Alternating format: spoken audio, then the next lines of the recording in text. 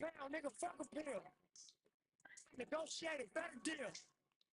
Fuck around, nigga. Yes, I will. Take a life. Yo. What's going on, YouTube?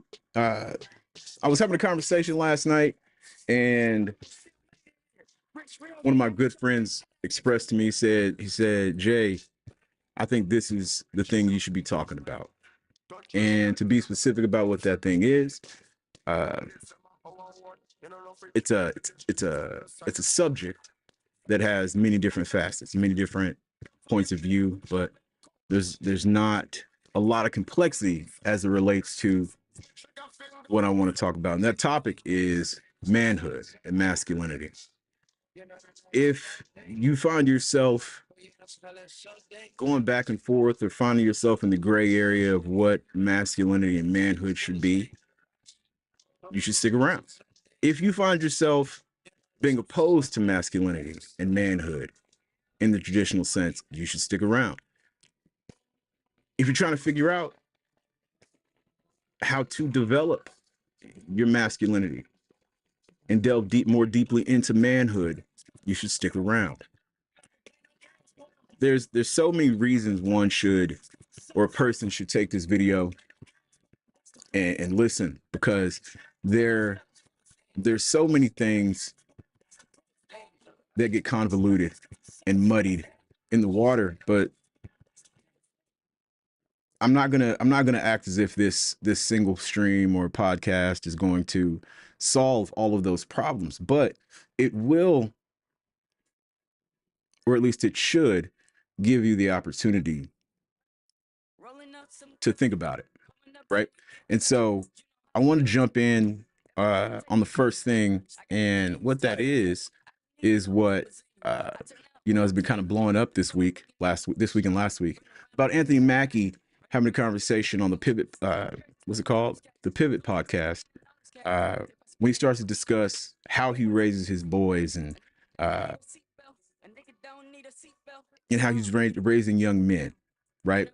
And I've seen so many people try to rebut this video and discredit his position because of his work and some of the things he's had to do, which I'm sure he felt at least a bit compromised in how he had to approach, right? It bothers me quite a bit that truth can be attacked so easily, and truth can be attacked in such a way that if you were to stand up against what is essentially lies, people would try and take you down. My name is Jason. This podcast is still under a working title called Current Mood, and I'll be honest, the subject got me fired up. Okay, I'm a firm believer that, one, there are two genders, male, female, right? And the 1% chance or 0.1% chance that there is a biological anomaly and a person is assigned two sexual parts, being a penis and a vagina, in that case, a gender, a sexuality, a biological sex, has to be assigned. And based on the other factors or characteristics of that individual, they may be either assigned male or female. But again, that's a 0.1% chance. Someone will check my math on that. But this is disturbing. This is very disturbing, right? So what we're going to do, we're going to jump right into the first clip, right? And the first clip is Anthony Mackie on the Pivot podcast talking about how he raises his boys. And I'm going to jump right back in here shortly. You know, we weren't like that. You know, I know on a dad mad. Never had a pair of Jordans? Yeah. You know, I know on the West Bank you wasn't like that. No doubt. Yeah, y'all ate, Vienna sausages and poke and beans, you know? I did, though. That's what I'm saying. But that's up. real. Yeah. You know, that's where we came from. I keep my boys humble. Like, my boys have never had a pair of Jordans. You know, my boys don't do all that internet fly shit. I'm like your kids. And no, I don't give a, I could be the biggest star in the world. Do not let me catch you being stupid. Do not. And my oldest gets it. My 15-year-old, he tells the other ones, he's like, yo, don't make dad mad. Listen, there's a whole reason as to why it's necessary for a man to be in the home.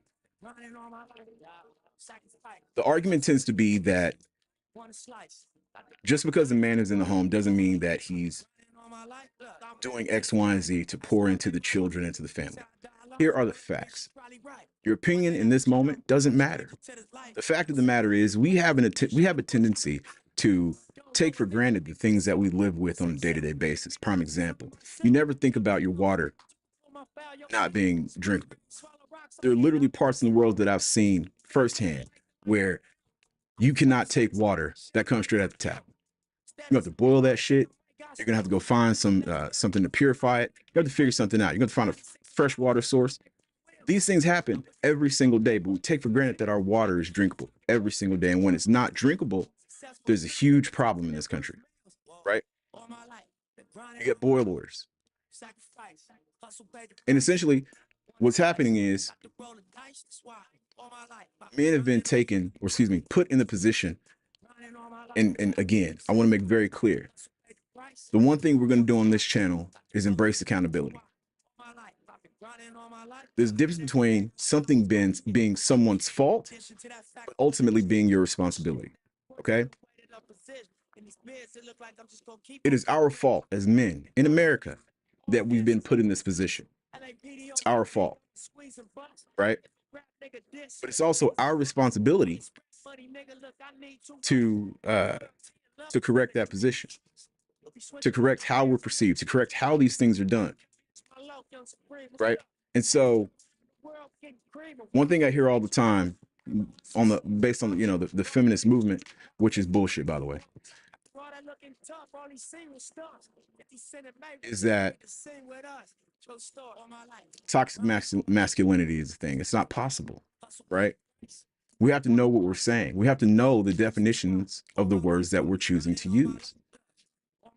There's a phrase called the divine feminine, right? If you believe in God or the universe or whatever, you understand that there's a power innately that a woman has that she can access at any given point to control or influence the way a man works, the way a man approaches something, the way a man approaches her.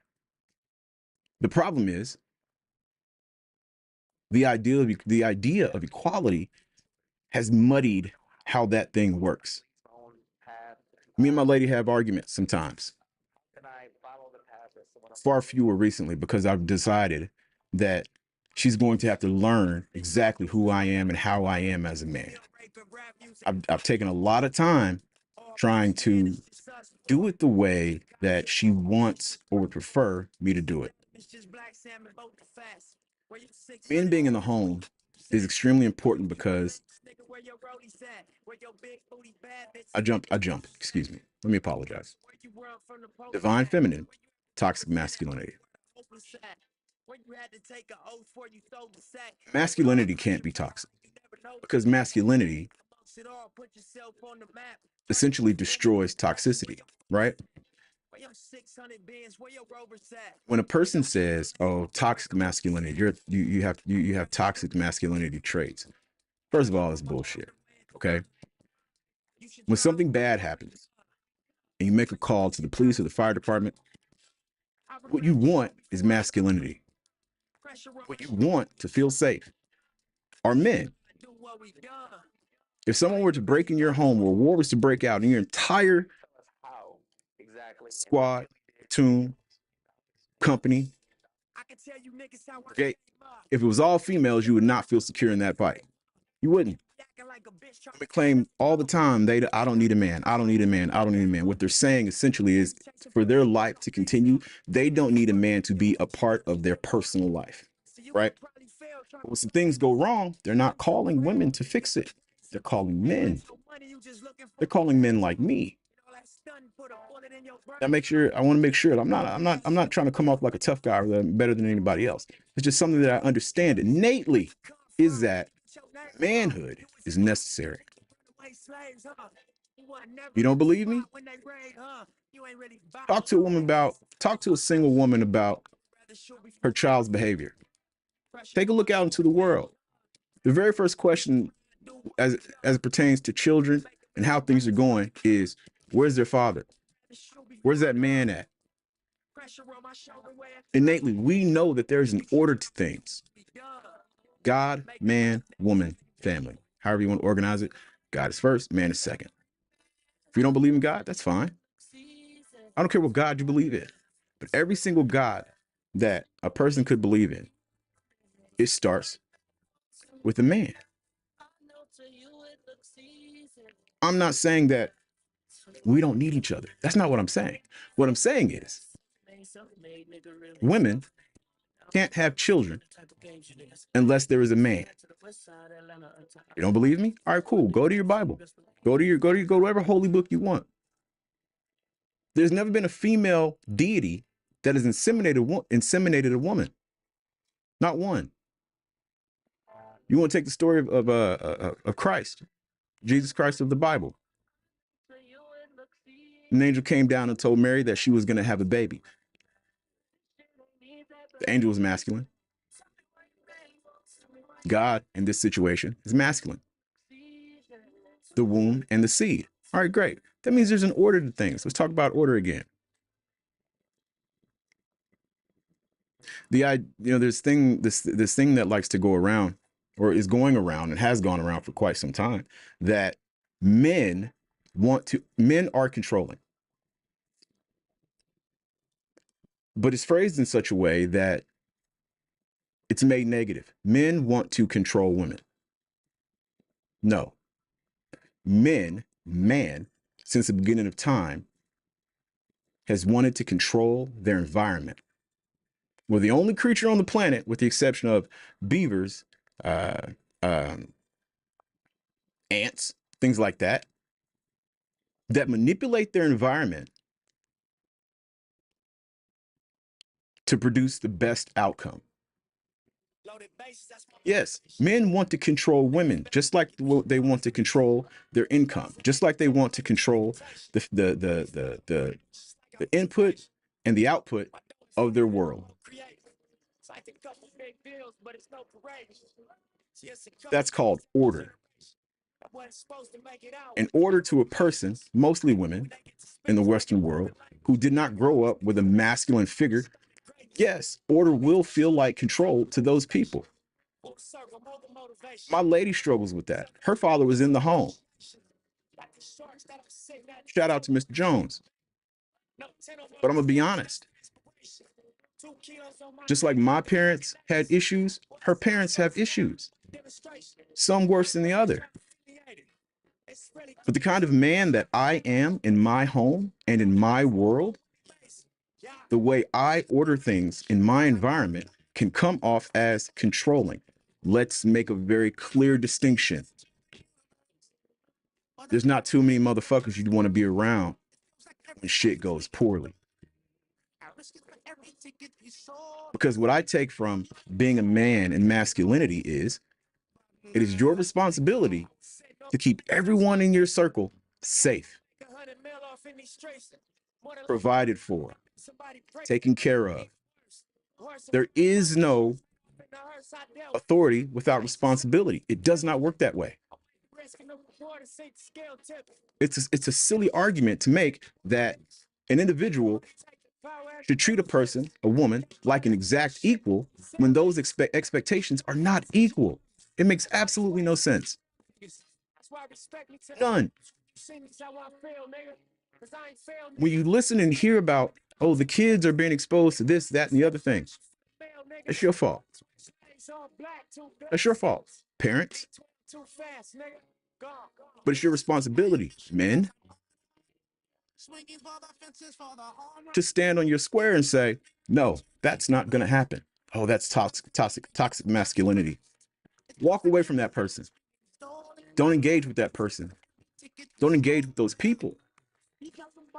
There's a very real possibility that the power will cut off. The internet will be gone. There will be no lights. There will be no clean running water.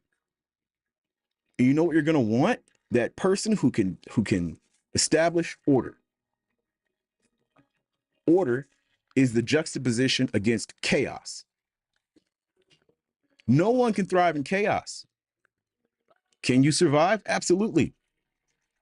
But surviving is not living. Surviving is not thriving. The world's jacked up. The world's jacked up. Let me get back to this video.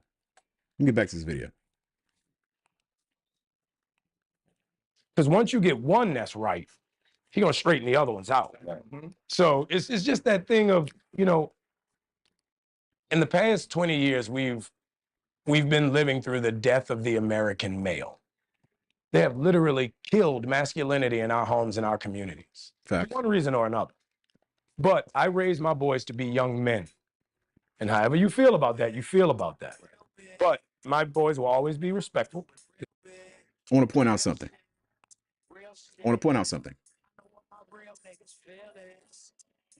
This is how you differentiate a man from someone who's acting like a man. Says something very, very, very, very important. How you feel about that is how you feel about that. That's acknowledgement and respect. But with that, you have an understanding that's going to be you. I'm not responsible for how you decide to take something. I'm not. Because the truth is the truth, whether you like it or not. The truth is the truth.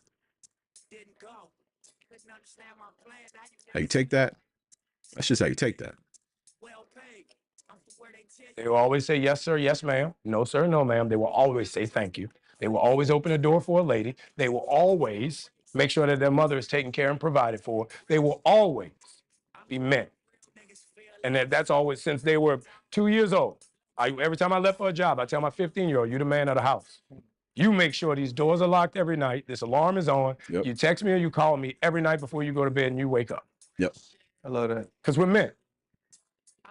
If I'm not there to protect, he got to be there to protect. Because you can have all the money in the world, climb through the window, that money means nothing. You can have all the celebrity in the world, jump through the door, that celebrity means nothing. So you got to have a little guard in there, you know? And so for me, it's always that idea of American masculinity is very different. I love that. I love that because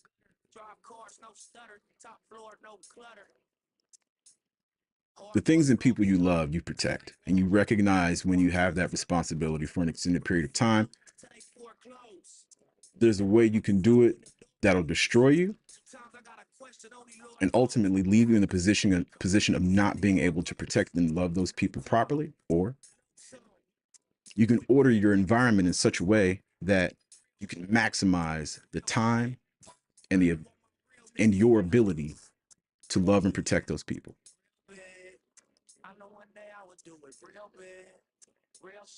It's a rough go. It's a rough go because, and it's a man. I The think his benefit name of, is Barry. of us trusting each other. And that's what we need to. bear with me. I apologize. Still seems like you're struggling.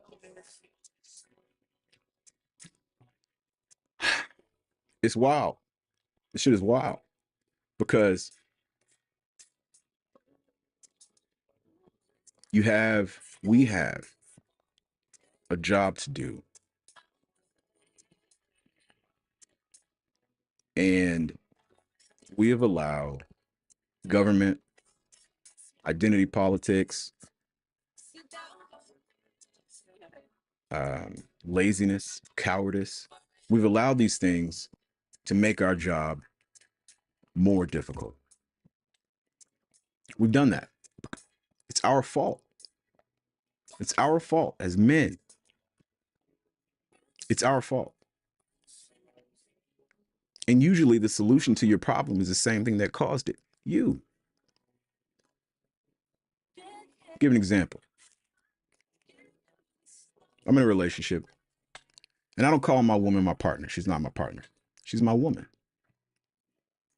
We're not equal. We're not.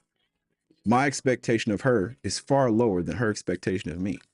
Now, that does not mean that her level of effort isn't commensurate to my level of effort. We're different people. And I've had to learn throughout my time, and I don't know how old you think I might be, but I'm a bit older than what I look. Quite a bit.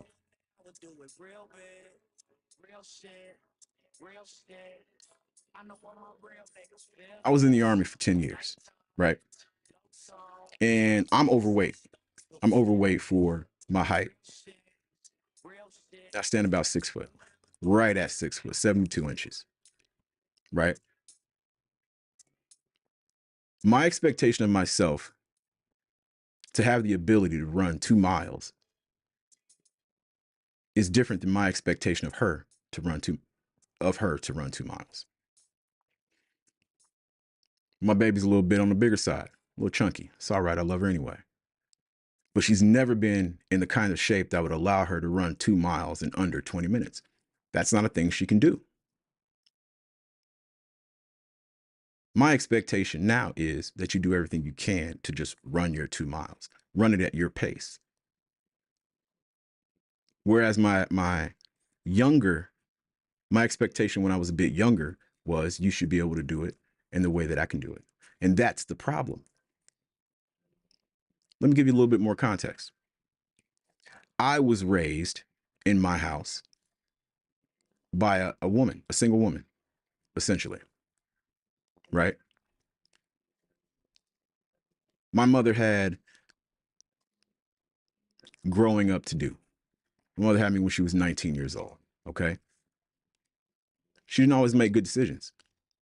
Fair enough.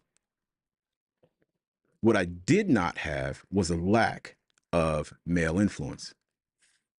My podcast called My Absent Father. I got one video up. I'm trying to change the course of how I put that podcast together because after I released that first video, I was able to have a conversation with my father.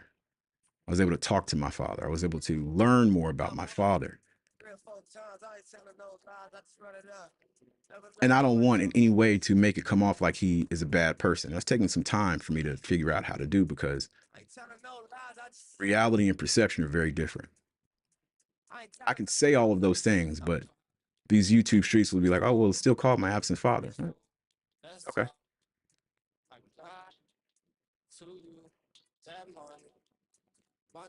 I did have strong male influences. Now, who I thought they were when I was a child is very different from who I found out they were when I became an adult. That's fine with me. That's fine. Because those men instilled something in me that most men don't have. They taught me what it meant, what it means to have fortitude, resilience, determination, the ability to withstand, get up and keep going. And most people don't have that. Most people fail once or twice in their life and they quit trying for the rest of their lives. They quit. Oh, Jay, you're special. I'm not special. I know what it looks like to quit. I've been talking about doing YouTube videos for months, 2 or 3 months now. Inconsistency. What did I say at the top? Accountability. Analysis paralysis. Sitting here planning. Just get on the camera and talk. Stop being a coward. Understand what I'm saying to you. Being a coward has almost nothing to do with fear. I said almost. Didn't say nothing. The definition of a coward is one who is unwilling to put themselves in an uncomfortable position. Your reasoning for not wanting to put yourself in that uncomfortable position could be fear, but usually it's not. Oh, I don't want to get up and go to work today. Get the fuck up. Stop being a coward. Oh, I don't want to go to the gym today. Get the fuck up. Stop being a coward. Oh, I don't want to lose this relationship. Stop being a coward. One of my homies got married a few years ago.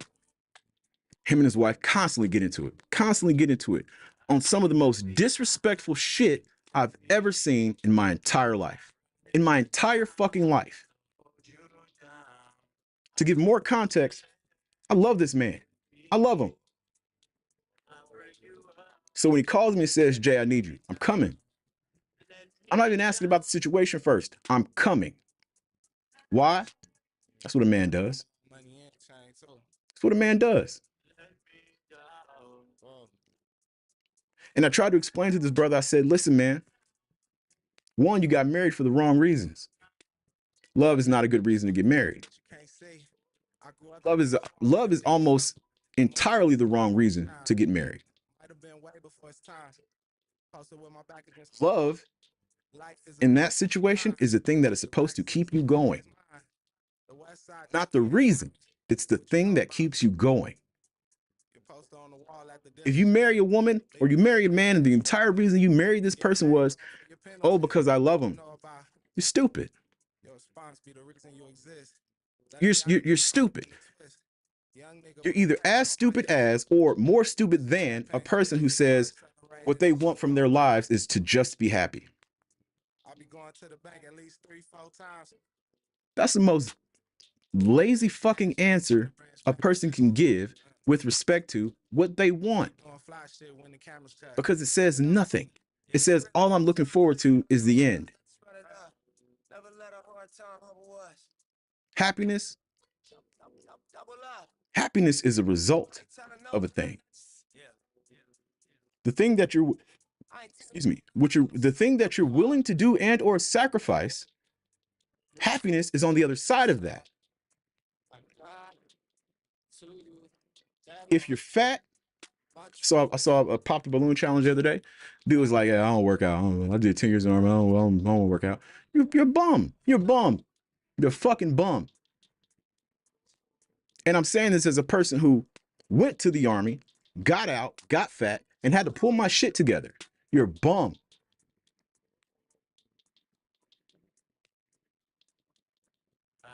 What do you mean you don't want to take care of yourself, stay healthy, live a long life, be strong, have endurance, stamina? What do you mean you don't want those things? You're not willing to be uncomfortable for an hour a day? You're not willing to be uncomfortable for an hour a day to prolong your life. And any woman that chooses that man that says, I don't want to be uncomfortable for an hour a day to prolong my life, what kind of woman are you to choose a man like that? Because that man is essentially saying, I am so lazy that I'd rather die early. So what is your expectation of this man in taking care of you if he's not willing to take care of himself? It makes no sense. And I'm not saying this as a from a position of being better than anyone. It's strange to me when I look back and say, well, damn, I was fat as hell. I was fat as hell. What the women I chose then, I would never choose now because I know I know how your mind works. You're a damn fool for choosing me. Because if I didn't do anything else, I made sure I ate. I wanted more. I wanted comfort more than I wanted anything else. That's what being fat says. You don't want to be happy because you're not willing to do the things that are necessary to achieve that happiness. And again, that happiness is a destination. It's momentary. It was never meant to be a persistent state. It was never meant to be that. Let me get back to it. I want to get back to my homeboy that's married and him and his wife get into it. He was explaining to me some of the things that she says to him and how she speaks to him and all this other shit. And I'm looking at him like, it's not your wife. It's the chick you married. It's not a wife.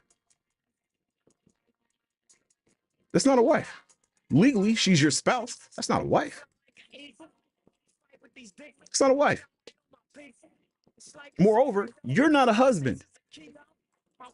Because a husband would not take that behavior from his wife.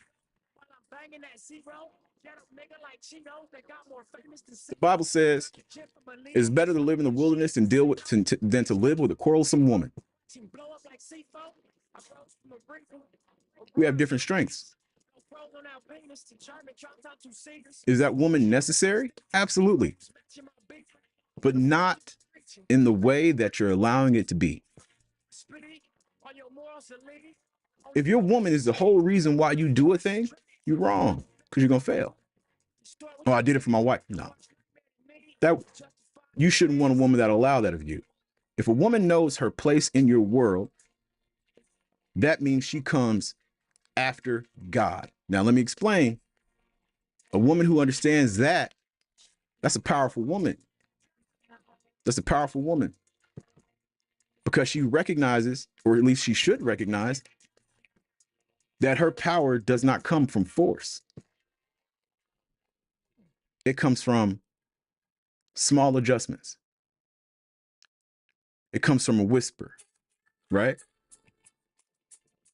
Let me give you a little more context. I got my own woman. We got our own beefs, right? Our own problems.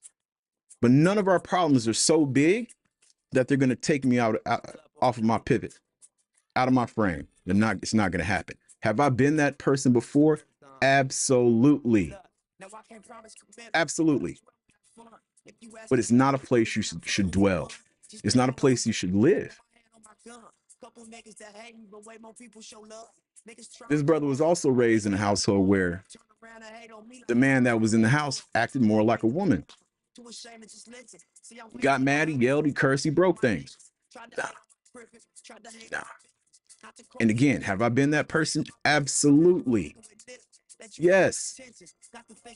That's the one thing about manhood and accountability is you learn from those lessons. You learn from those lessons. Don't allow yourself to be the person that's so emotional you can't detach yourself from the situation and solve the problem. Women find a way to patch a problem and live with it. Men solve problems. Not a tough guy. Can I throw my hands? Absolutely. Absolutely. Have I had my ass whooped? Absolutely. That's what I'm trying to explain. Being a man is not about controlling everything. Being a man is understanding how to take control when necessary. And that could be control of your environment or control of yourself or control of your mind or just control when it's necessary. Because the ability to have control all the time is impossible. Sometimes you got to let your woman wild out. You got to get that out. Right? You got to get it out. Sit back.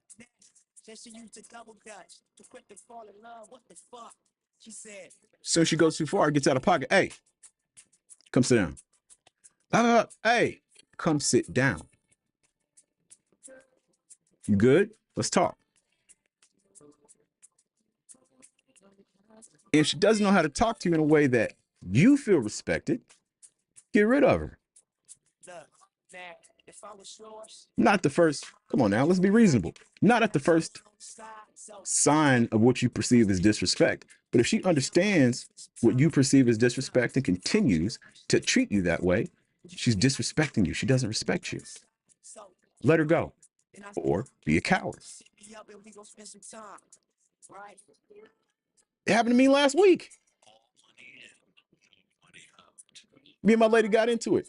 She wanted me to engage in a way that she felt like she was in control. No. Well, I'm going to stay at my mom's.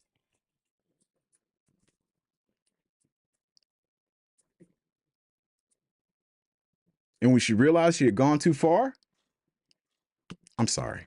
It's all right. Come on, let's talk. Am I the best man ever? No, but I'm damn good. I'm damn good. If I wanted, let's put it this way. There's some women you can't get next to. Why? Usually because they have a man that they realize they better not try and lose. But I'm one of those guys. And let me make it very clear. I haven't always been this guy. But I'm a quick study. I'm a really quick study. And I pick up on patterns very, very easily. It's the ADHD in me. Pause. I am the kind of man, respectfully, who will be disrespectful. If I see a chink in your armor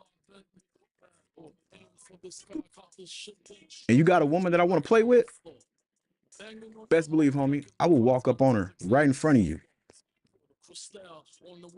with the full expectation that she's going to act like, oh, you can't do that, da da da da da. But I've planted a seed. Planted a seed. Because she's expecting you to do it for you to do a thing that you're unwilling to do. And to have a person approach her in such a way that is so bold, so powerful, that he is willing to engage with a man on a level that could result in violence, she knows you're not that man. Trust and believe she's coming back to me. She's going to slide in the DM. She's going to figure out who I am. She's going to send me a message. Just so happens I don't want your woman. Consider yourself lucky. And here's the thing. I'm not acting like I'm the shit. I'm not. Understand something. Most of these women out here are dealing with men because certain men because they'd rather just not be by themselves. Something to do. So they deal with it. They deal with it. We'll come back to this, but I want you guys to see something else. Period. I'm not trying to fucking read through cryptic. There's an attack on strong, straight men. Period. I'm not trying to fucking read through cryptic notes about how you feel about it. That is a fact. In the past 20 years, we've been living through the death of. So what I wanted to show you was that clip from the Joe Budden podcast. Shout out to THPP Network. I watch their stuff all the time. There is an attack on strong, straight men. And the problem, the reason why that's an issue for me, and an issue in general, is because, again, it's not our fault. Excuse me, this time, it's not our fault, but it is our responsibility.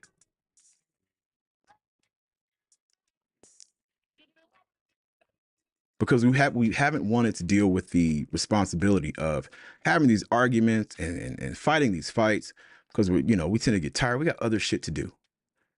We got other shit to do. Well, how come men haven't? Because we have other shit to do. But if you're paying attention to Western culture and these YouTube streets, which are dirty as fuck, the solution to these problems are simple. The people making the noise about what men should, most of them are women who are single and have failed at relationships. Men who are single and have failed at getting the things they want from women and not being honest with themselves. I'm gonna tell you right now, when I learned that you win much more by being honest and exploiting the character, the natural character of a person, specifically a woman, I didn't understand that power. I had no clue what that power, how that power could be wielded. Low key, I'm on some Thanos shit most of the time. I'm willing to do whatever. All right, let's get it popping. If you walk up to a woman and you find her interesting, it's like, listen, I'll give you 3 things, right? Because I ain't looking for a relationship. I'm not looking for a relationship. I can feed you, fuck you, and make you laugh. You might not get all those things in the same day. Well, I'm not like that. All right, well, I'll find one that is. She is like that. Yeah, she is. That's why she's still out here.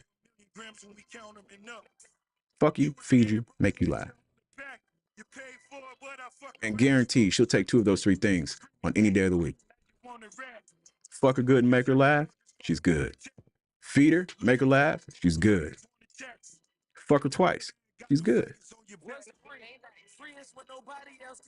I recognize that this conversation isn't for everybody, and I understand. I might not want to hang out. But if I go out into this world and I have a woman, I'm very happy with my woman. Me and my woman are in a place where I don't have desire for another woman. But big if I wanted to go out here and fuck on another woman or engage with another woman, I would never have to lie about the fact that I have a relationship. There's a few things that women just can't stand.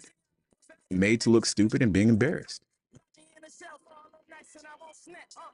But so many women in the West, at least, lack so much when it comes to men in relationships that they will take what they can get, especially if they understand in total what that thing is. If I walk up to a woman and say, listen, I'm interested in you, you look good. You know, I like the way you walk. You got a beautiful smile, whatever thing I decide to say. And I say, but I want to be straight up with you. You know what I'm saying? I'm not really available. Or you wait until she asks, well, are you single? That don't matter. At least she can say she asked.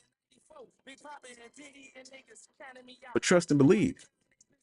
As long as you don't lie, he's not going to look for anything. Because women aren't loyal. They're not built to be loyal. They're not loyal to other women. They're sitting up on their phones at night scrolling, trying to get into some business because they don't have any. A woman that is completely understands what she has in a man or a relationship won't even entertain your conversation. I'm not going through my woman's phone. I'm not asking who she's texting. Well, she can't. No, there's certain shit that just will not go down. I'm not saying your woman needs to be afraid of you, but she might need to be afraid of some of the things you're capable of doing and willing to do. Let my woman come here talking about so-and-so. The fuck you had the ability to talk to them for so long for? The fuck was you doing? Because outside of that, what's that mean? Oh, she's being harassed. Somebody's bothering her. Okay, cool. I got it. Don't even worry about it. That same energy comes with whatever she brings to me. Babe, my car, all right, tell me what's wrong. All right, don't worry about it. I got it.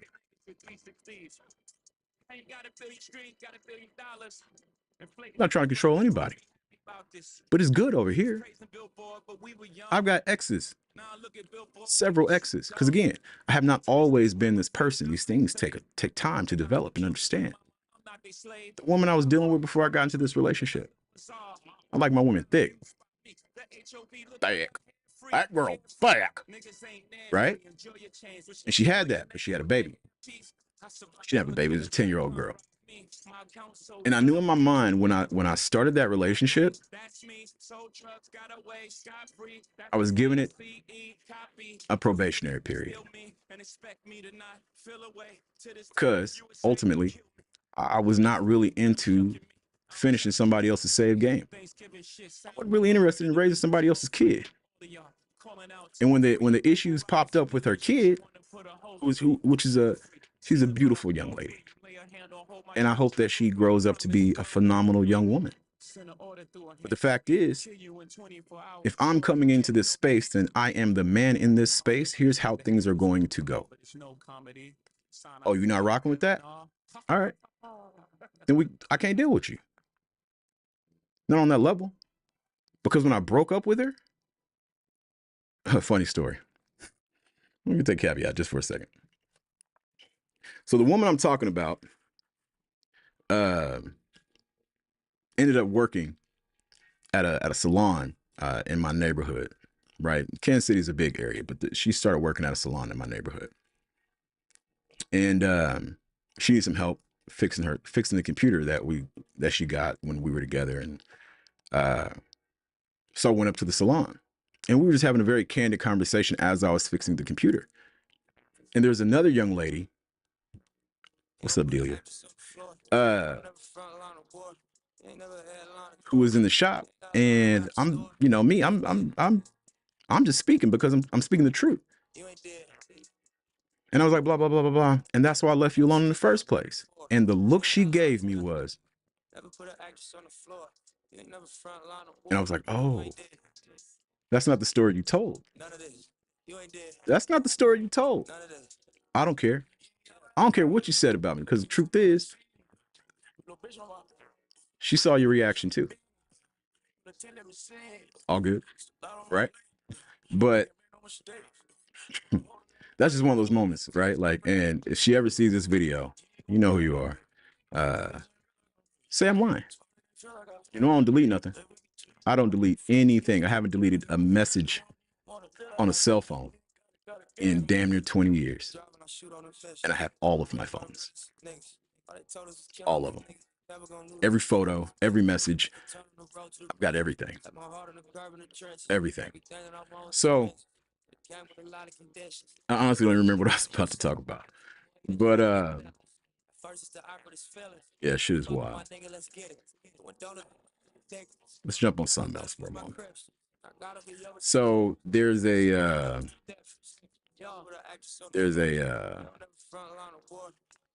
podcaster. There's a YouTuber, former YouTuber, part-time YouTuber now, I guess, who was I was following because I'm in the what I do day to day is sales, right? I'm in software sales. But I also am a self-taught software engineer. I build applications. Excuse me. I build websites, databases, all that stuff. I do that stuff. And Dorian Develops is the name of the channel, and he went back to a 9 to 5 because I guess just being a YouTuber wasn't consistent enough for him, and that's fine. And he is now deciding that what he needs is Just gave up on being a full-time. More consistency, right? And that's cool. Yeah. Actually, hold on. We do this shit every day. Hustle got rich in the bank, but hustle got chips in the bank. Hustle ambitiously great. Hustle proficient and late. Hustle efficiently straight. Hustle. You gonna touch you and say, stay down through the hard times. The front line when it was your time. Self-made, pushing hard lines, trying to tell you niggas that it's hard time. Actress on the floor, nah, they don't never front line of war. No, they ain't never had a line of tour. You ain't got a line around the store. You ain't dead. That shit. You ain't dead. Yo, I never see your name up in the floor. Nah, you ain't got a line around the store. No, never put an actress on the floor. You ain't never front line of war. You ain't dead. None of this. You ain't dead. None of this. Yeah.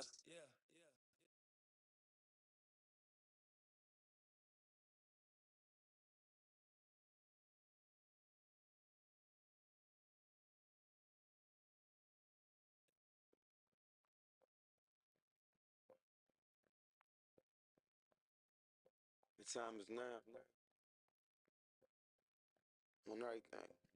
Took my wife. Ain't interested in fame. I pray that never change. Ambition is priceless. Something that's in your veins. And I put that on my name. Only hope I had was selling dope. Was on my grind, 'cause times was harder than to sell a float. My mama told me never steal and never tell them folks. YouTuber again. All right. Second time. So Dorian Develops. No religion, I was getting saved by the Glock 9. By the minute, I was getting paid like a hotline. So Dorian Develops has decided that he wants to go back to his 9 to 5, and I think one of the misconceptions that we have is people who are getting into the content creation space or wanting to, pursue entrepreneurship, is we underestimate the level of work and commitment that it takes. And this is myself included.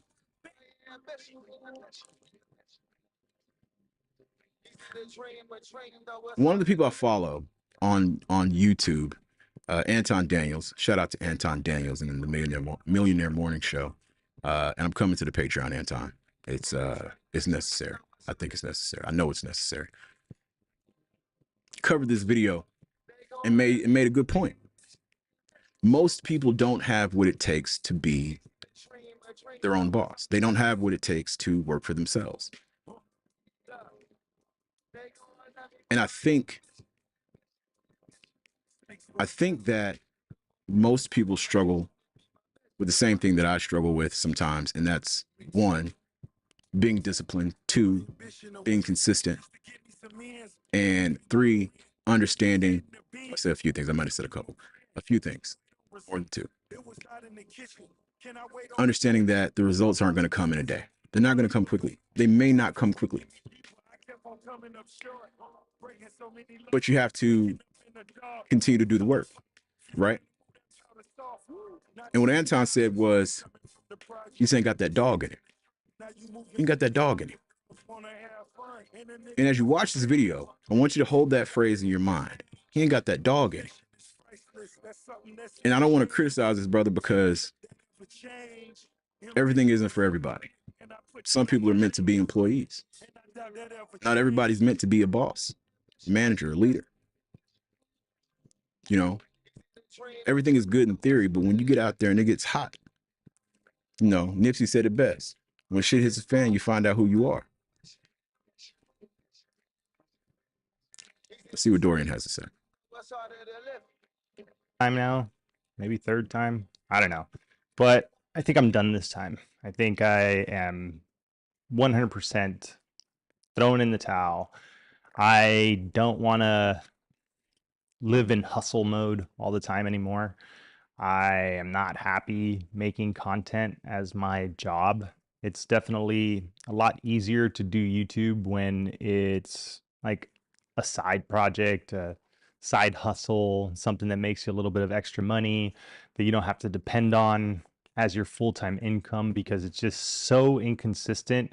And once you get to a certain point, you basically end up like just basically having to pander to sponsors and, you know, begging people to buy stuff or click on your links or, you know, selling people stuff. And it's not all that it's cracked up to be. And I personally just don't have a lot of, I don't know, call it ambition or motivation to try to like create courses or sell digital products.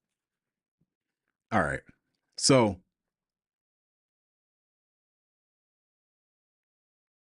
I don't want to be critical of Dorian, right? Because like I said, everything isn't for everybody. And to be honest, on my other one of my other feeds, I actually subscribe to his channel, just not on this one, right? He talks about what he's saying right now is he doesn't want to live in hustle mode. He doesn't feel like creating this and creating that. Here's the problem. Dorian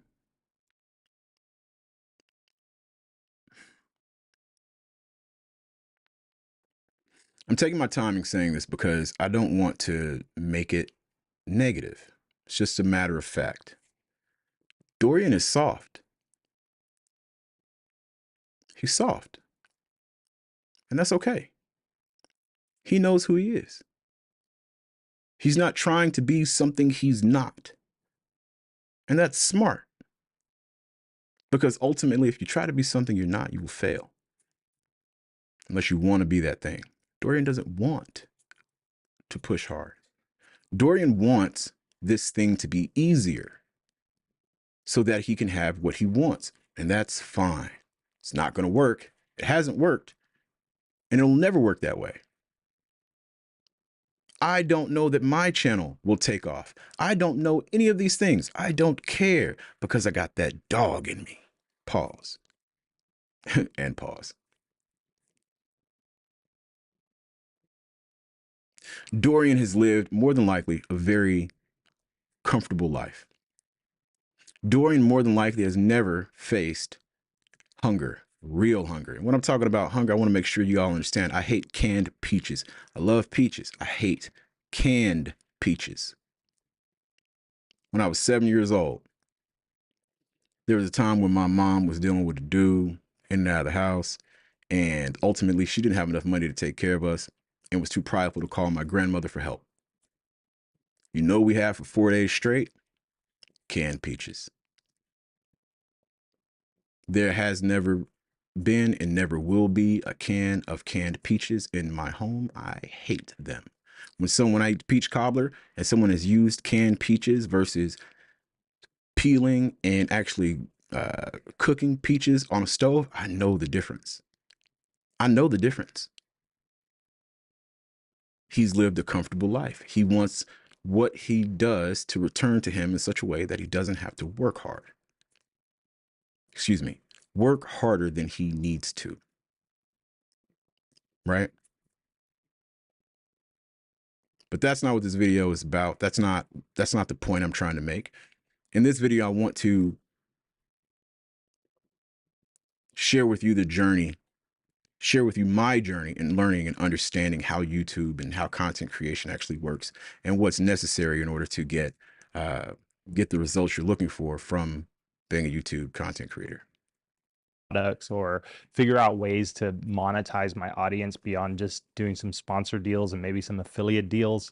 And it gets rough after a while, right? Because then you constantly have to like think about video ideas, you try to ride trends, you try to do all the stuff that you need to do to, you know, make money on YouTube, to stay relevant, to get views, because if you don't get views, then you don't make money. And then, you know, that goes for ads and sponsors, right? Because sponsors look at your most recent videos and they see how many views you've been getting and they determine how much they're going to pay you based off of that. It's a grind that I don't want to do anymore. And I also like make good money on my day job. So I went back to a 9 to 5. I'm working a contract job that allows me to travel and work remotely, but I am working a full-time job. You know, I'm online 8 to 10 hours a day, depending on how busy I am that day. And I'm making good money. I'm really happy with being back to a 9 to 5. And it's funny because, you know, it happened to me in the past. And then I felt like I didn't really get a good opportunity to do it the first time when I kind of gave up my job and tried to do the travel thing and full-time content thing. And then I did it again to, you know, really give it a try. And I did that for almost a year.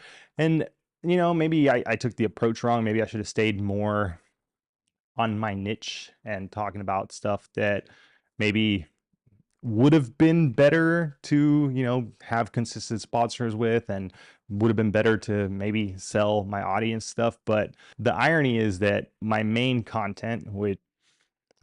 That's enough of that.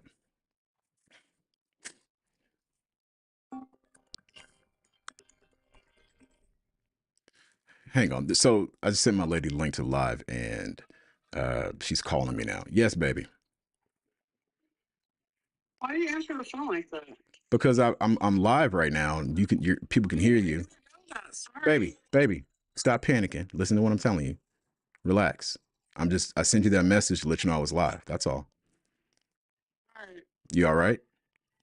Yeah, I came outside. I was just calling you. It's all good.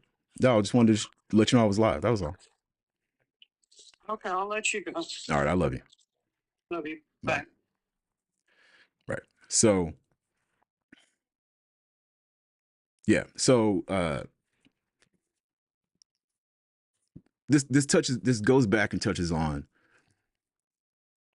the idea of being a coward, right? Again, a coward has nothing to do with, most often has nothing to do with the fact, being a coward almost never has anything to do with being afraid.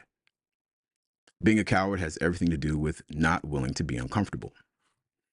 And as Dorian was saying, like, these are just things that he doesn't want to do. He doesn't want to create courses. He doesn't feel like doing X, Y, and Z. Then you don't want to get after it. And I'm not judging him because, again, I made a video almost 6 weeks ago that was talking about I could upload more than 30 videos a day. And what did I do after I posted that video? Fucking nothing. I was being a coward. I thought that planning and writing things down and, this is what I should do. No, you got to get up off your ass and go do it. That's how it works. Value and volume. Like I said, I follow Anton Daniels on YouTube, and this man uploads no less than 4 videos every single day. Mediocre tutorials and reviews, MTR, shout out to MTR. He uploads every day, no less than 3 videos every single day. several other content creators that I follow, and I find that the issue that I was having was I was doing all this following and I wasn't doing enough doing. I have a lot of eccentric hobbies. And like I said in my last live, YouTube is nearly a boundless space and it expands daily.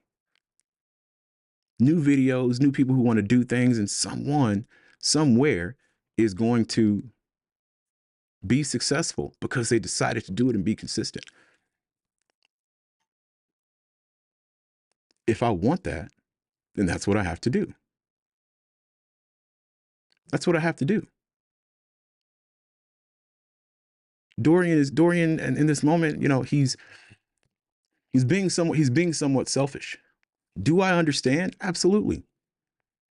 The man's priorities are organized in a different fashion. He's got a wife, he's got children, and he lives in a world where providing might not be as difficult or as demanding.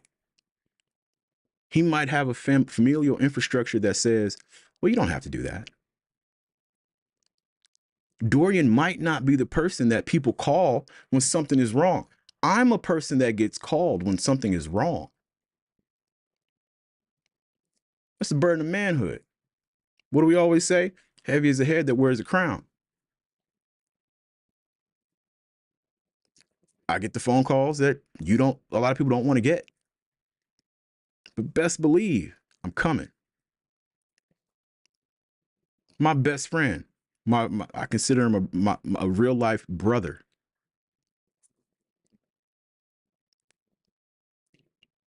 We've both shared the burdens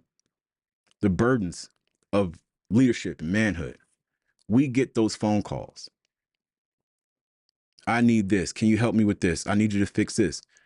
And we break down sometimes because sometimes we think it's outside of our capacity to do.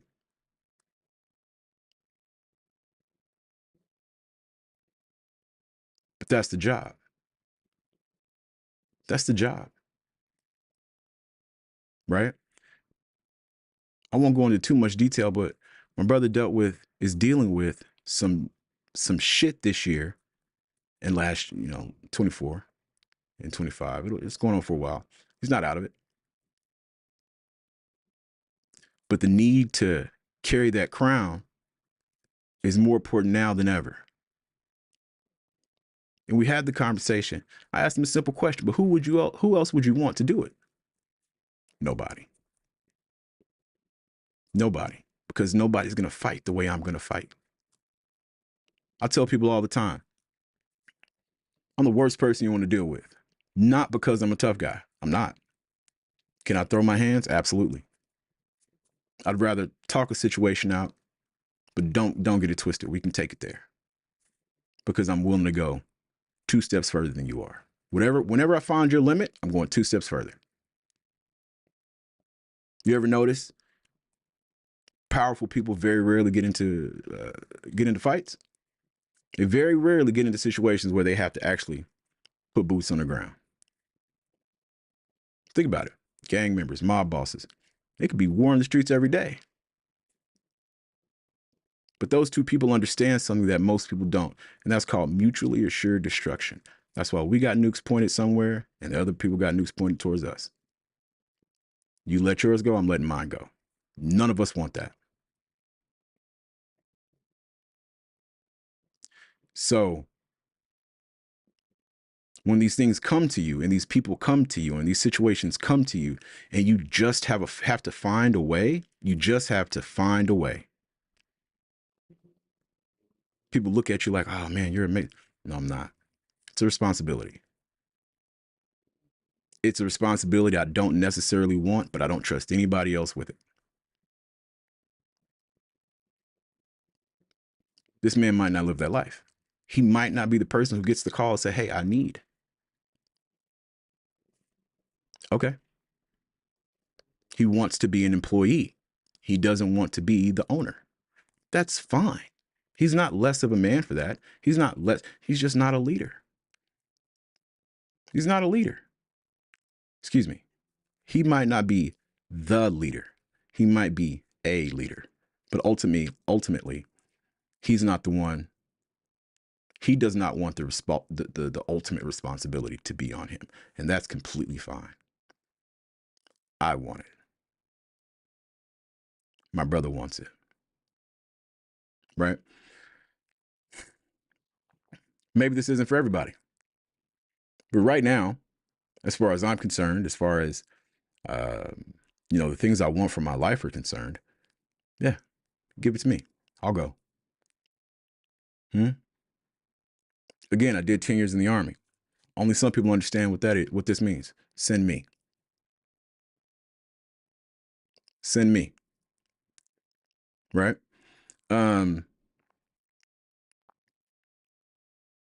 Yeah. So, my lady kind of threw me off. Let's see if she kind of threw me off, but it's cool. I'm not worried about it. That's her right. She can do that. Let's see what else we got.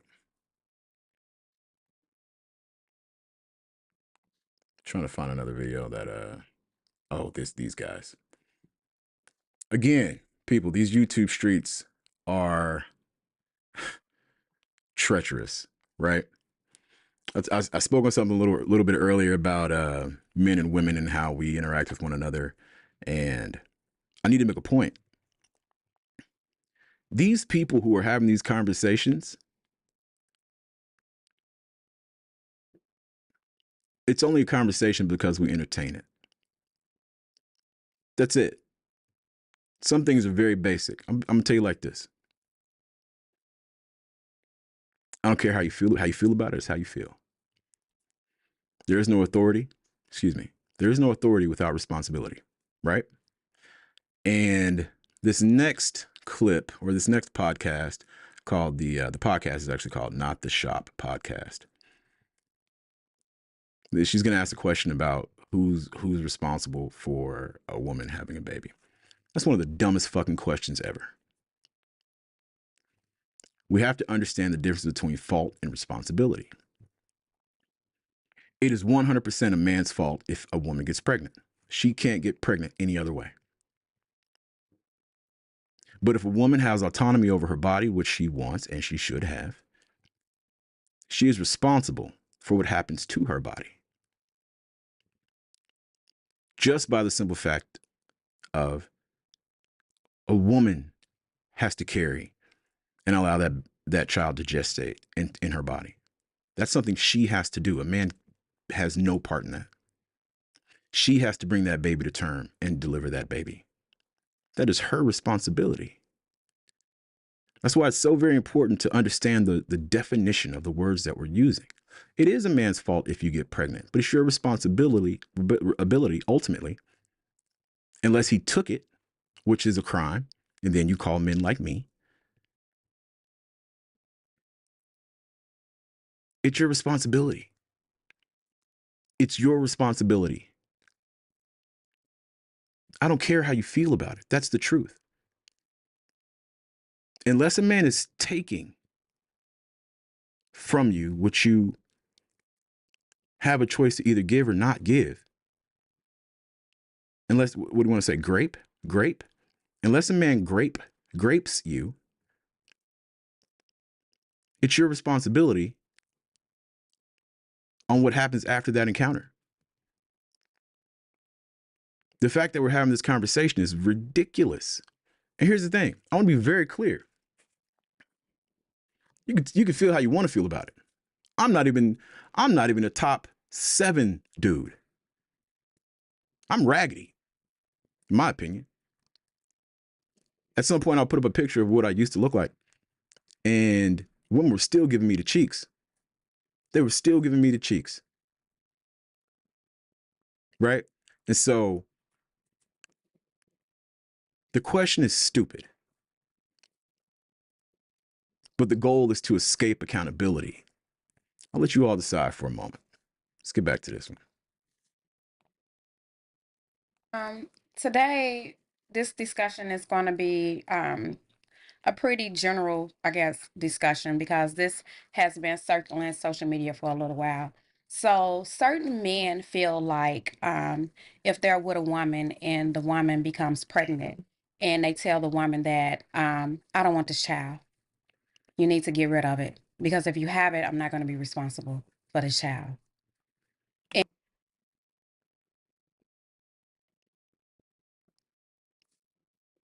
Why is there more of a conversation? Let's go. And the woman is saying differently. No, baby, I want this child. I'm going to have it regardless of what you say. So if the woman decides to have the child, should the man be responsible still for the child? And what would be the woman's options at that point if the man decides that you had this baby despite me telling you that I did not want this child, despite us having unprotected sex, despite everything else, I did not want this child. Now the baby becomes the woman's sole responsibility. Does the man have any responsibility in it? And why? Jack. So I'm going to answer this before I let you all hear what they say. Remember, fault and responsibility. Before the sexual encounter happens, it's that man's responsibility to figure out if he actually wants to deal with this woman. Right? And then he's going to have to figure out how he wants to deal with this woman if he decides to move forward. But let me tell you, as a man who has, again, I'm not even a top 7 dude, okay? The number of women that required of me to use protection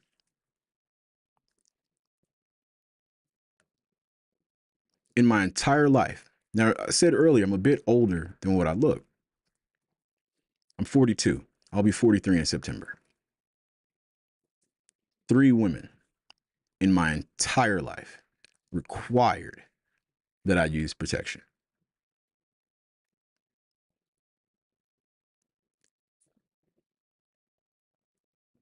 And that's roughly,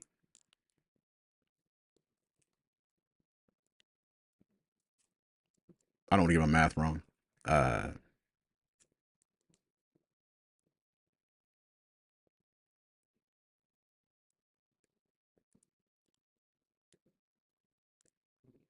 I'm thinking too much about the math. Anyway, that's roughly, what's it, 1%?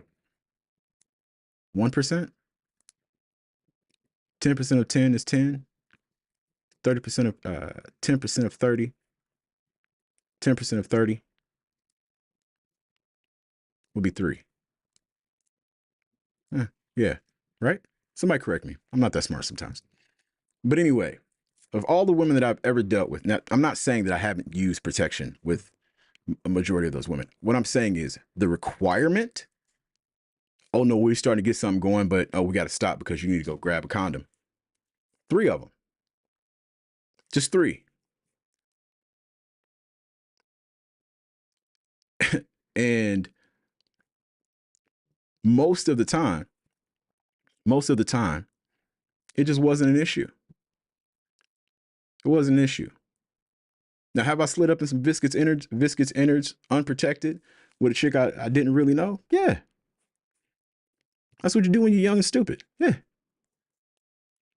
Pull our game strong.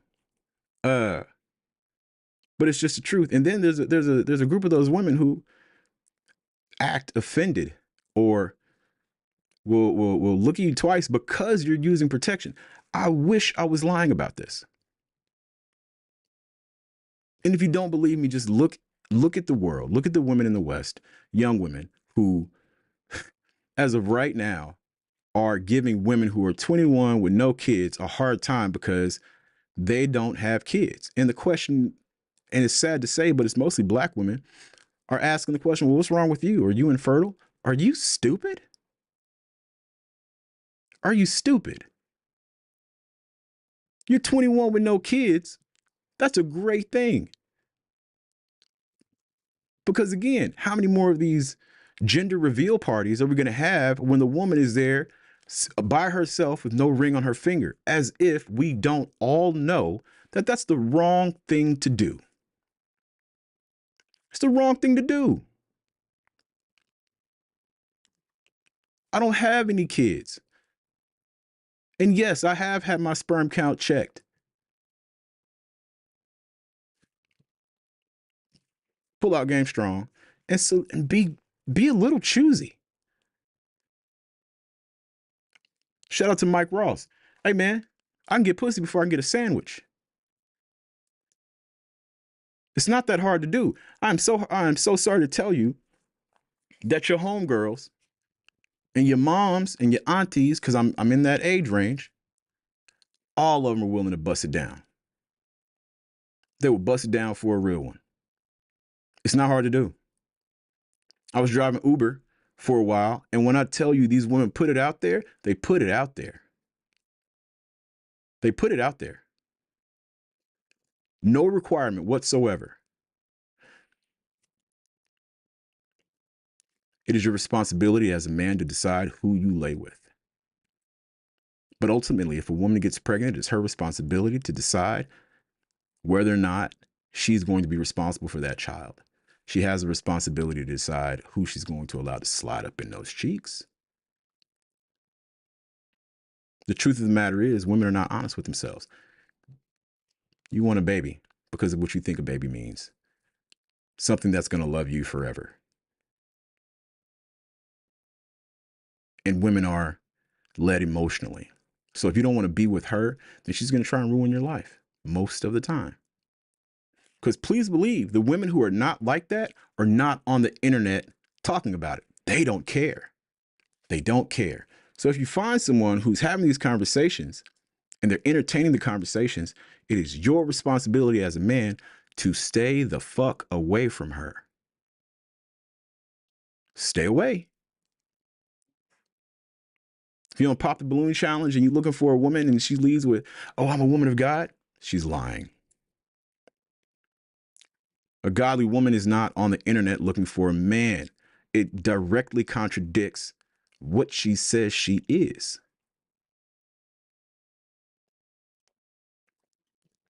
Let's get back to this video. Okay, let's go. All right, you starting with me. I mean, I actually did that before, but in my younger years, I had children. I was 16 years old. I had twins. So I can talk about how I was before, but in my older years now, I would never have a baby with a man that said he don't want this child. That's stupidity. When I was a child and I kept my kids, I should have listened to older adults and took that advice and not had those kids. But I was in my feelings and like, you know what, it's my babies. You know what I mean? I'm gonna take care of my babies. They're gonna be something someday. If you don't want to be a part of their life, that's fine. And to this day, their dad is not really in their life. So I can't be mad at them. Even though I made that choice as a child, I'm still gonna take care of my responsibilities to the day they. I can rock with her answer.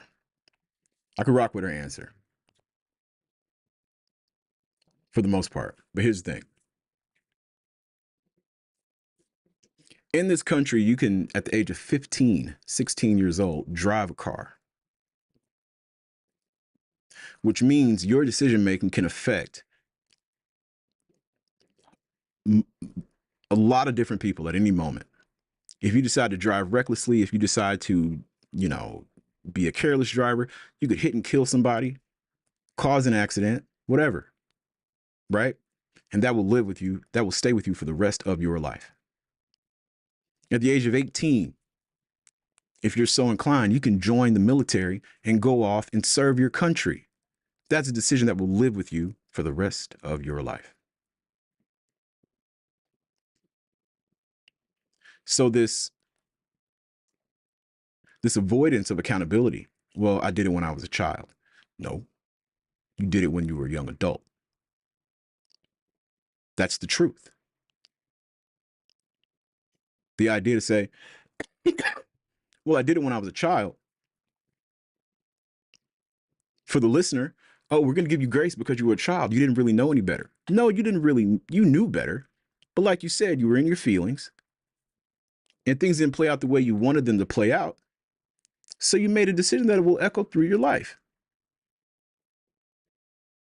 Accountability, people. Accountability. We have to be accountable to our, for our decisions. Now you got twins who don't have a father because of your choices. That's your fault. It'll be their responsibility, but it's your fault. And here's the thing. She's not a bad looking woman, but she doesn't make a lot of good decisions. Look at her appearance. She's on the internet, right? And this thing's gonna get clipped up, but you're sitting there with tattoos all over your face and your hands. And then you got the other one. Oh, let's take a look at this one. This is terrible. This is terrible. This one. I look at this podcast sometimes, just bits and pieces, because I can only take so much of the ignorant stuff for so long, and they are terrible. These are people that I wouldn't sit in a room with. At least these women, I wouldn't sit in the room with these women for more than 5 minutes at a time, and it's got to be 30 days in between. 2 of them are clappable, right? 360 Jeezy, want the Caesar. She's clappable. The one on the left, she's clappable. This is just an old chick, right? How you that old and you got a chest tattoo? That shit is terrible. We'll let this video play on a little bit. They die. So that's how I feel about that. Right now, if I have a child with a man, hell no. Mm-mm. Nope, I'm not doing it. Okay. Butter? You're looking pretty thick over there. Oh my goodness. Somebody catch me, I'm finna fall. No. I actually feel different now. Okay. And that's funny that you brought that question up, but I feel different now. If a woman and this man made this mistake, okay? Why it's got to be a mistake? Because y'all not married. Okay. Okay. That's why it's a mistake. Okay. Remember that. But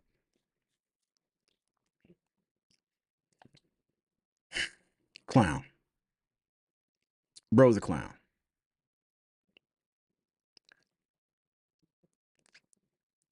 A mistake is an unintended outcome of a decision.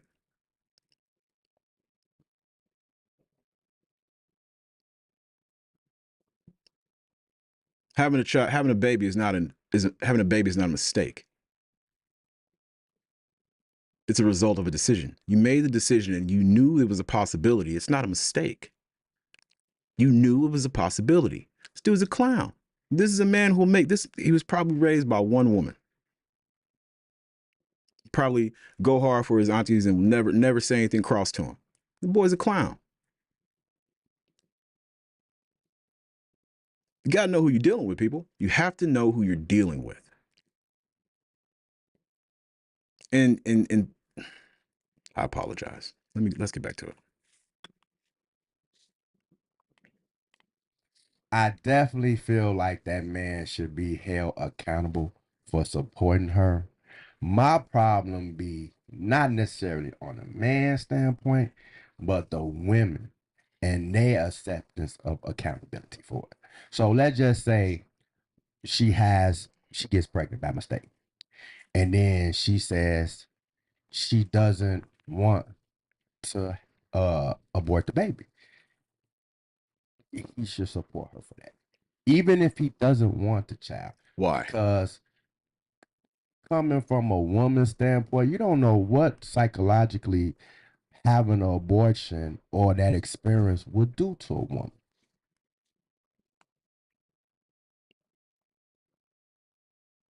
Boy, you're stupid. Boy, you're stupid. You didn't ask the question of what it would do to her psychologically to engage with her sexually and not put her in the confines of a safe relationship. That wasn't a thought in your mind, but you can conceptualize the psychological impact of having an abortion. Boy, you're stupid. You're stupid. Furthermore, exemplified by the fact that you're wearing fucking red sunglasses inside. I hate to seem so critical, but these things irritate me to no end. They irritate me to no end. Because you get on these podcasts trying to seem intelligent, but there's no cognitive development. Boy, you're stupid. Furthermore, you're trying to simp and placate to the people in the room. Tell the truth. The fact is, I'm irresponsible and I want to slide up in this lady with no protection and I hope she don't get pregnant. But the only thing you worried about in real life is trying to get your rocks off. I could take his bitch. Whatever woman he's dealing with, I could take his bitch. This is one of those people. I can take your bitch, homie. Guaranteed. Guaranteed. And the reason why you're wearing that tight ass shirt and trying to flex your little fat ass muscles is because you're not really about nothing. And I hate the fact that I'm being so negative about this brother. I don't like it. But when people sidestep the truth, it legitimately irritates me. It legitimately irritates me. This is the same kind of motherfucker that'll say, well, I was going to join the military, but, you know, my mama. Shut the fuck up. You soft. You're soft. And here's the thing. I don't ever want anybody to get it twisted. I'm not an internet guy yet. I'm going to keep the same energy wherever I am. I'll tell you straight to your face, man, you soft. You stupid. You're not as intelligent as you're trying to make yourself look on the internet. You're stupid because you didn't. When you have a thought, that thought must resonate in other areas. We can fully recognize that women in general make poor decisions because they think with their emotions. Excuse me. They make decisions based on their emotions because you can't think emotionally. It's an oxymoron. They make decisions based on their emotions. It's our responsibility to use logic and reason. If you can conceptualize that there could be a psychological impact on a woman having an abortion, you must also be able to conceptualize that there could be a psychological impact on having sex with this woman and not putting her in the confines of a safe relationship. Fault, responsibility. And this is the charge for men. Just because she wants to give it to you, because here's the thing, she wants to give it to anybody that'll take it. She recognizes innately that her value starts there. The potential of bringing your seed into the world, that's where it starts.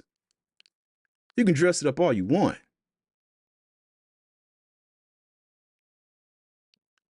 Boy, you're stupid.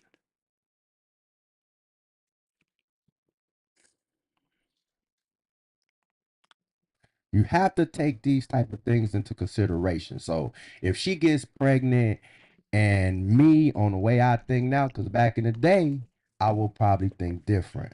But you gotta, you know, when you're a believer and you're trying to do the right thing, let's talk about what's the right thing to do. Okay. Yeah, you have to support this one. You have to be there for this woman, even though you don't. That's the right thing to do. Okay. Okay. Now coming from that standpoint to where, you know, this guy doesn't want to be involved, that necessarily doesn't give you the right to try to achieve authority over his money, which that's what child support is. Wait, you're going too far. But I'm I got your answer, and we're going to come back. I just want to get everybody's response first. Okay. Sabrina, what do you think? Well, okay, I'm gonna take it a little personal. So In I was in general. that situation. We're not We don't- speaking we on don't speak in personal. general. Well, That's I've right. been in a situation where I was with a guy and I got pregnant and he didn't want a baby. Mm-hmm. So, you know, we went through the whole process. We had the conversation about getting an abortion. So I got an abortion. But then you have to take into consideration that woman might not have any kids. Like I've never had kids after that. So, you know, I'm older and I've never had kids. So she might be thinking, well, you know, this is my only opportunity to have kids. So if you don't want it, then this is my baby. I'll take care of my baby. So, you know, if you don't want to have any part in it, then that's fine. You know, but you got to see it from both sides. So if she feels she wants to keep the baby, then you know, she took on that responsibility. So you can't fault that man. He already told you from up front that he didn't want it. So you can't go later like, oh, let me put child support on you and you gonna pay for this baby. But he already told you he didn't want it. So that was on your decision, you know, that you wanted to keep it. Okay. So Tim, what we got? Speaking from the Bible. It ain't got to come from that because at the end of the day, like it's just abortion wouldn't even be a thing. But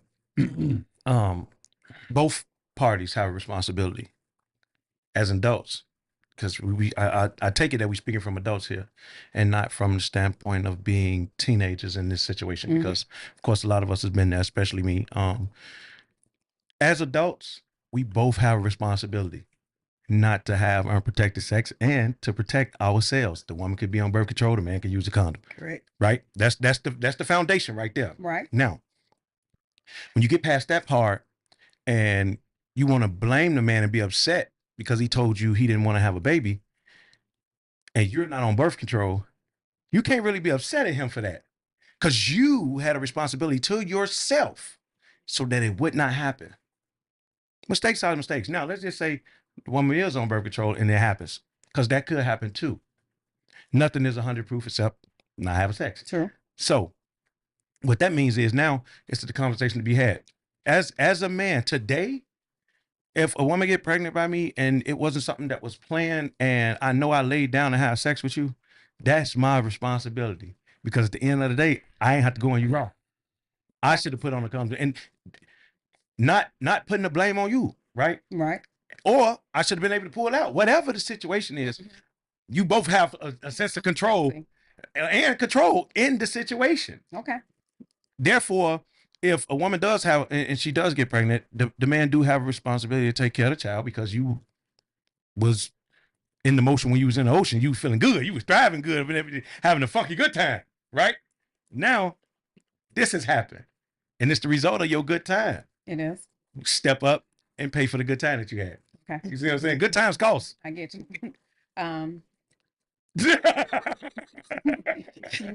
Oh Lord, how much? Shall we pray first before we get this? I mean, I gotta be honest, man. It's her. Don't be too honest. It's her fucking fault. It's her fault. It's her fault. Okay. Okay, and it's just that simple because she, like he said, she has a responsibility to protect herself. Okay, What she talking about? I understand that. So Facts. to cap you off, you're saying that you don't think that you should have been responsible at all because one, you didn't want the child, and two, you volunteered to pay for the abortion. Is that what you're saying? I just yes or no? The first 2 years, absolutely. Okay. The first 2 years, I dragged my ass. I'm like, fuck no. But then my heart, it was crucifying me. I got a child out here. So now you're feeling guilty about it. Yeah. Okay, so with that being said, what do you guys think if the father says, no, I don't want it, I'm done, I'm out your life, and the woman has the child? Whose responsibility is this? Who does it fall on? You spoke your piece. Amazing. Come on.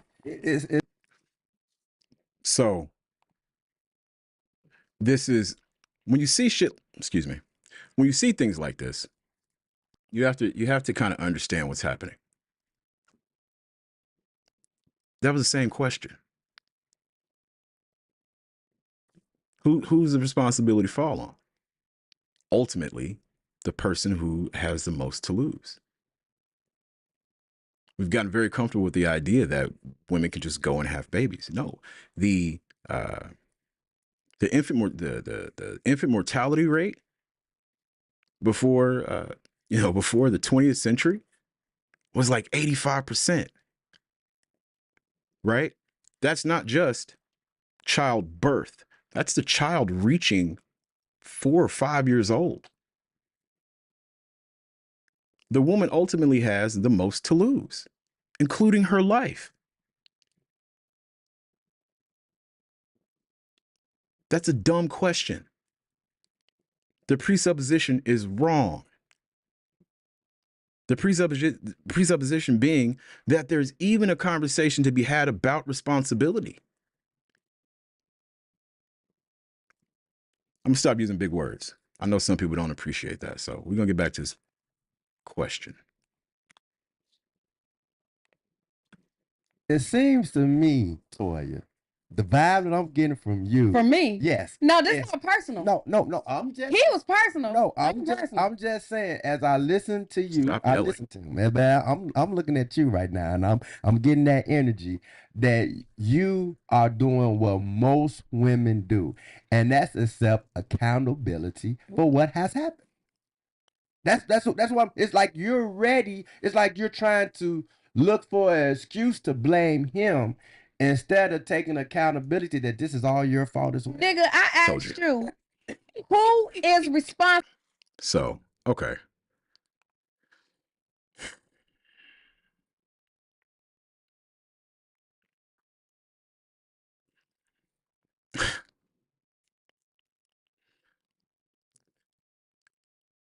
The fact that she doesn't even realize that she's being disrespectful says a lot. Nigga, da-da-da-da-da. Again, I can't be in the room with these kind of people for very long. Right? And the fact that he didn't say anything, right? Look at his face. Look at his face. That man's a simp. He's a simp. Because the whole conversation has to stop. Wait a minute. Hold on, sweetheart. My name is not nigga. Right? And stop talking to me like that, or this whole fucking podcast is gonna get shut down. Talk to me like you have sense. That is a woman who definitely was not raised by her father. That is a woman who definitely has been ran through. That is a woman who 100% will die alone.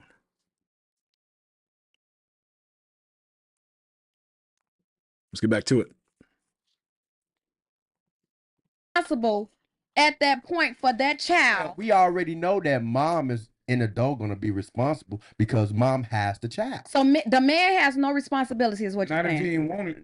Yes, of course. Hell yes. no. Toya, of course the man has responsibility. But let me explain something to you on this responsibility and what's happening. Yes, he's going to be responsible. But is this a healthy environment to actually raise a child? Because he's not even in the house. Was it a healthy environment to have unprotected sex? Yes. Man, fuck all that. Even if he ain't there, if he got a job. Was it a he's healthy taking care of that environment baby. when you was having sex out of wedlock? No, but that's your Okay. fault too. But don't you understand? That's why it's double. But that's your your That's fault. why it's double No, responsibility. fuck that. You are taking care of the baby. If you have a job and pay taxes, that link card she getting and that housing she getting come out of your tax money.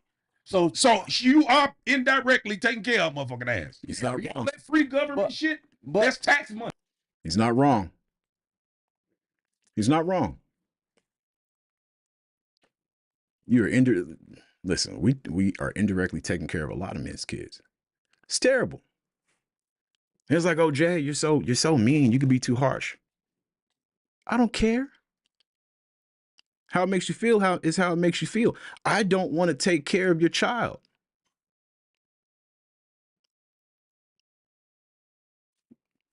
I want to buy new stuff for my house. Can I hit you up as a person I don't know and say, hey man, let me get some on that?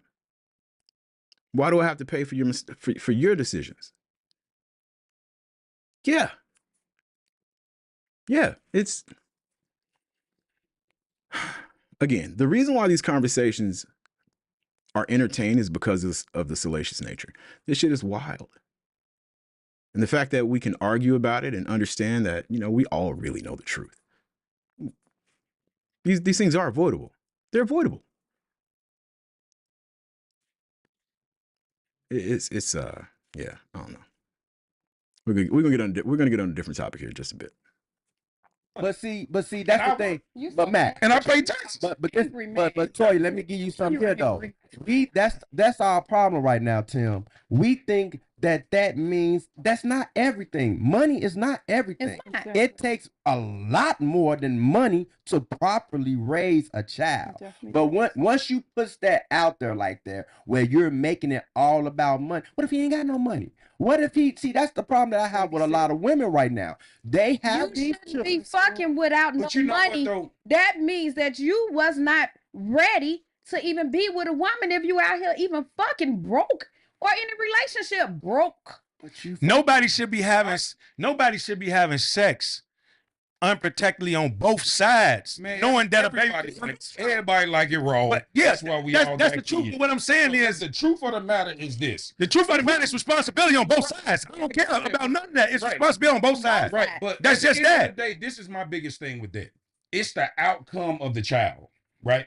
From not having a father. Because I was fucked up for a long time not having a dad. You feel what I'm saying? So I know how it is growing up without a dad. You feel me? And you can obviously tell she didn't have one neither. But at the end of the day, What'd I say? What did I say? Clear. She didn't rebut. She didn't say, no, my daddy was it. No, this is obviously a woman who was not raised with a man in her life. So she's decided what a man should be in her mind. And here's the thing that women do. They make this archetype impossible to measure up to. That's why a lot of women say, my man is Jesus. Well, you ain't never seen him either. It's not hard to see. Women that are worth the effort are not doing things like this. These women are for the streets, even the old ones. Even the old ones. Yeah, it's a shame. It's a shame.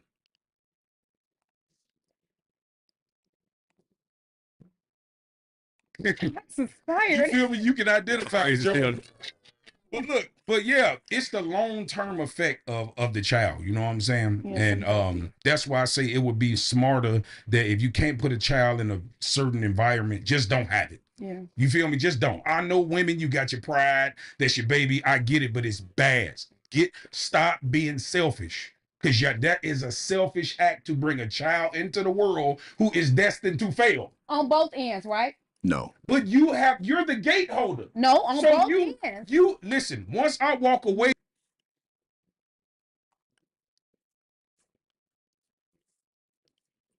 That's what y'all like. That's what y'all like. My ex is my biggest fan. That's what her shirt says.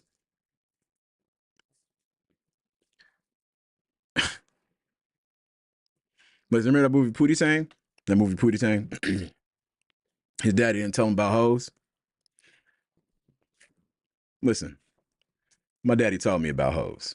And you know a hoe, you can spot a hoe from a mile away. You can spot a hoe from a mile away. And if you understand what you're looking at, you know exactly who will give you the cheeks with almost no effort. Just like the loudest dude in the room is probably the softest one. What they say won't bust a grape in a fruit fight. It's an equivalent. It's an equivalent. The woman talking about is the man's responsibility and, you know, push off accountability and, you know, Oh, she gonna give it up. Because she doesn't see anything wrong with giving it up, because ultimately it's not her fault. She's not accountable for anything. Well, you chose and and they just get older and they keep doing the same shit. You see women on TikTok and Facebook and Instagram that are 50 and 60 years old, still out here doing the same shit that these 19, 20, 21-year-olds are doing. Psychological term is called failure to launch. That's when a person's mind or their mind, it doesn't mature. It halts at a certain point, and that's their baseline. First of all, I've seen her walking around. That girl, thick. She's my type. Physically, she's my type. I ain't gonna bullshit you. I ain't even gonna hold you. And I'm gonna tell you right now, she'll be the first one talking about, I don't give it up easy. Yeah, okay. Okay. Okay. Don't argue with her. Just don't argue with her about it. Be like, oh, I know that. Yeah, she'll top you off in the car. Let's keep going. The seed stays with you. He So don't for want you, to accept responsibility. That do That's any what- accountability from him. what I'm saying is this. What I'm saying is this. We're past No, okay. we're past the part that we had sex. Okay, we know we fucked and we didn't have. Hold on, listen to what I'm saying. We're past the concept of we had sex. We know. Is anybody else picking up on that? I don't know what their relationship is. She want him. She wants him so bad. Look at her. The disdain that she has for his answer. She wants that man. I'll have to do a little bit of research. Look at her face. Look at her face.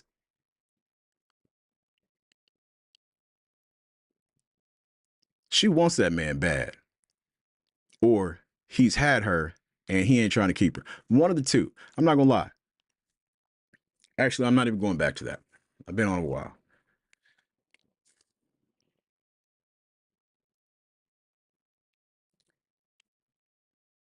There's a lot to unpack with most of these conversations.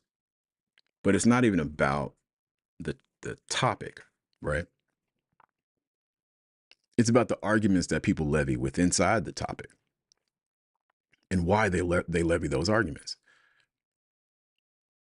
For the life of most women, they cannot understand the difference between a man just wanting to slide in, clap those cheeks, versus wanting to retain them and give them a life.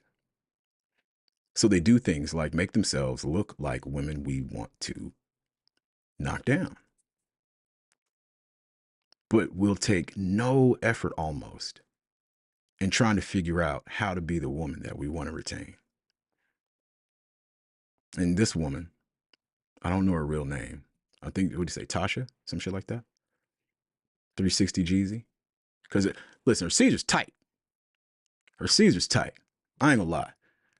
Like her waves are doing it. But yeah. That's just terrible. All right, YouTube.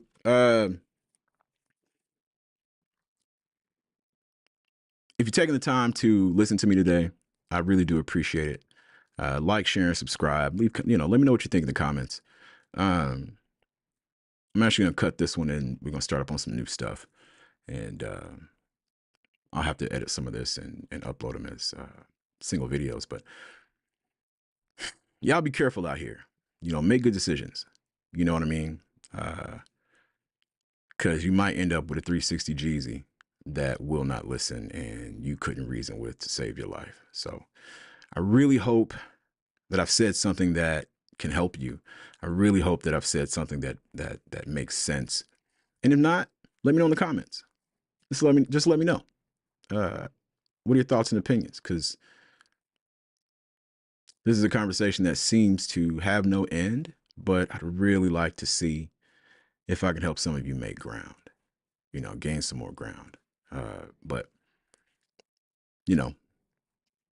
let's just see.